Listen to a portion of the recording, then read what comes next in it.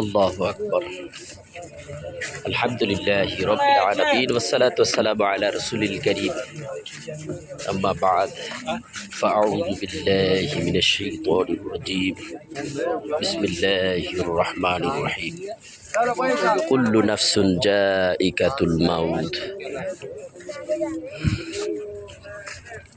দূরের ও কাছের সকল ভাইদেরকে আজকে আমি দেখাতে যাচ্ছি জান্নাতুল বাকি। এই সেই জান্নাতুল বাকি আমি 2024-এর প্রথম দিকে জানুয়ারির দিকে এখানে এসেছিলাম। তখন এতটা ভিড় ছিল না, কিন্তু এখন এত ভিড় প্রায় হজের মতো। এখন কিন্তু আমরা ঢুকছি প্রাথমিক অবস্থায়, অর্থাৎ আসরের নামাজ শেষ হয়ে গেছে। শেষ হওয়ার সঙ্গে সঙ্গে যে ধাক্কাটা, ওই ধাক্কাটায় ঢুকছি। পিছনে বহু মানুষ অপেক্ষামান। তো আমরা এখানে ঢুকেছি এই পবিত্র জান্নাতুল বাকি।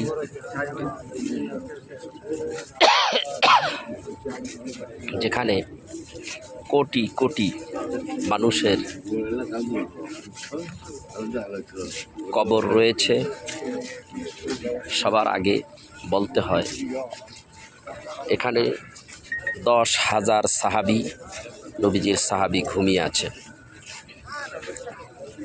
তো দেখেন কবর আর কবর। এখানে হযরত উসমান গনি রাদিয়াল্লাহু তাআলা আনহু,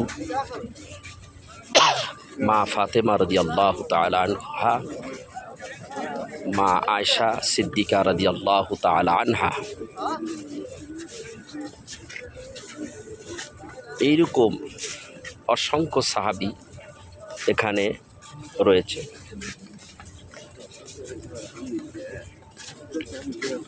আল্লাহু আকবার কবীরা।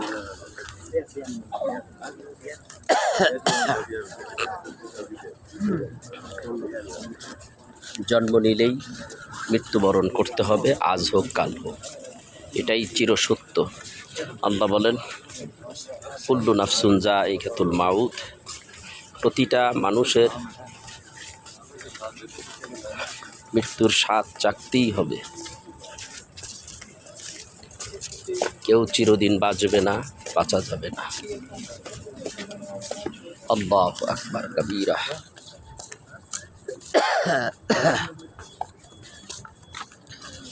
আমরা পাশেই কিন্তু উহুদ পাহাড় দেখা যাচ্ছে। ওই যে নবীজির দান মোবারক শহীদ হয়েছে যেখানে, আমি সেটা দেখতে পাচ্ছি। ওইটাই কিন্তু উহুদ পাহাড়। আল্লাহ ইয়া রাসূলুল্লাহ। নবীজির রওজা মোবারকের একটু উত্তর দিকে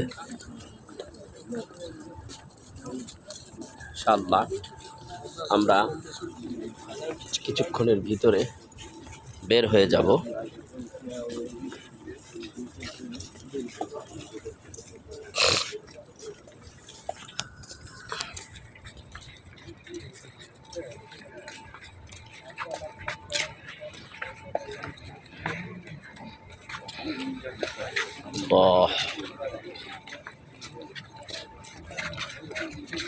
জন্ম নিলেই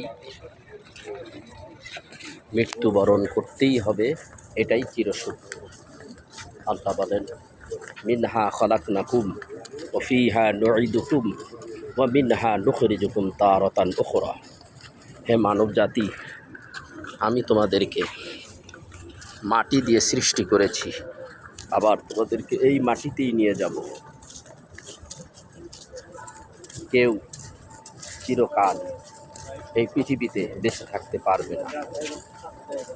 আজকে আমরা এখানে এসেছি, দেখেন হাজার হাজার মানুষ এখানে জিয়ারাতের উদ্দেশ্যে এখানে এসেছে। এখন তো জিয়ারাত করাই এক শ্রেণীর আলেমরা বলে হারাম। যদি হারাম হইতো তাহলে সৌদি সরকার কেন এই জিয়ারাতের ব্যবস্থা করত? আজকে জিয়ারাত বন্ধ করে দিতেন, কিন্তু জিয়ারাত কিন্তু চালুই রেখেছেন। নবীজির রওজা মোবারক জিয়ারত করতে বলেন। দেখেন রাসূল আরবি সাল্লাল্লাহু আলাইহি সাল্লাম নিজে বলেছেন,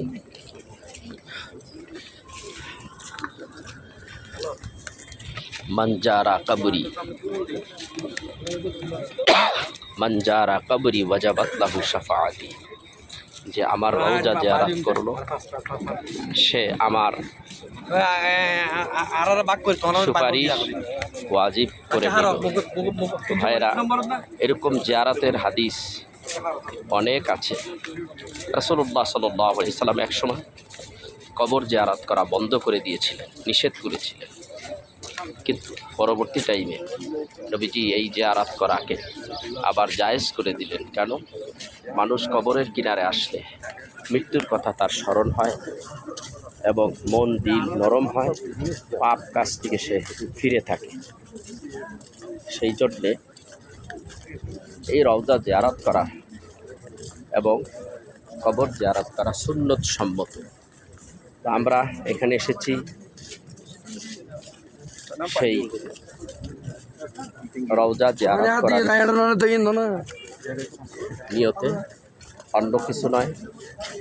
বাংলাদেশে অনেক বেয়াদবের আছে জিয়ারতকে পূজার সাথে সাব্যস্ত করে। নাউজুবিল্লাহ। জিয়ারত হলো সুন্নাত, নবীর সুন্নাত। নবী জিয়ারত করেছেন, সাহাবীরা করেছেন। আজ হক্কানি আলেম ওলামা তারা সকলেই জিয়ারত করেন। প্রিয় দর্শক, এটা গোরস্থান, জান্নাতুল বাকি। এখানে শেষ উচ্চ শব্দে কথা বলা যায় না। তাছাড়া আমাদের চতুর্দিকেই পুলিশ মোতায়েন রয়েছে, সেই জন্য আওয়াজ তো দেওয়াই যাবে না। এখানে এসে মনটা দিলটা নরম হয়ে গেল, মৃত্যুর কথা স্মরণ হয়ে গেল।